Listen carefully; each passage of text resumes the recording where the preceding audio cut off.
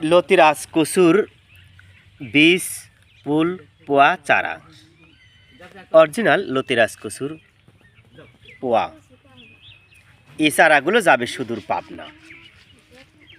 দেখেন আমাদের চারার বৈশিষ্ট্য কত সুন্দর মানের, সুস্থ সবল সবুজ মানের বীজ। কথায় আছে ভালো বীজ ভালো ফসল।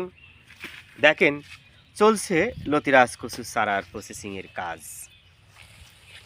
পাশে একজন লতি হাতে বসে রয়েছে। দেখেন লতির কালারগুলো কত সুন্দর। এই দেখেন চলছে লতি প্রসেসিং বা চারা প্রসেসিংয়ের কাজ। চারাগুলো অনেক বড় লম্বায়। আমরা একটা নির্দিষ্ট অংশ রাখার পরে বাকি অংশ কেটে ফেলে দিচ্ছি। পাশে দেখতে পাচ্ছেন চারা সংগ্রহ চলছে।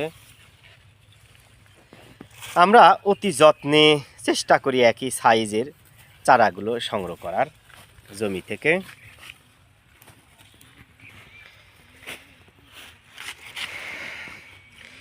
আপনারা দেখতে পাচ্ছেন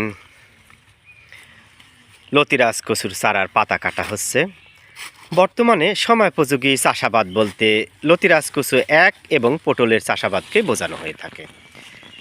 আপনি লতিরাজ কচু এক চাষ করলে মোটামুটি ফলন আসা থেকে শুরু করে 7 থেকে 8 মাস লতি সংগ্রহ করা যায়। পটলও তেমনই। তবে পটল সাধারণত বৃষ্টির পানি জমে না এমন উঁচু জায়গাতে চাষ করতে হয়, আর লতিরাজ কচু উঁচু নিচু সব জায়গাতেই চাষ করা যায়। ভালো থাকেন, সুস্থ থাকেন।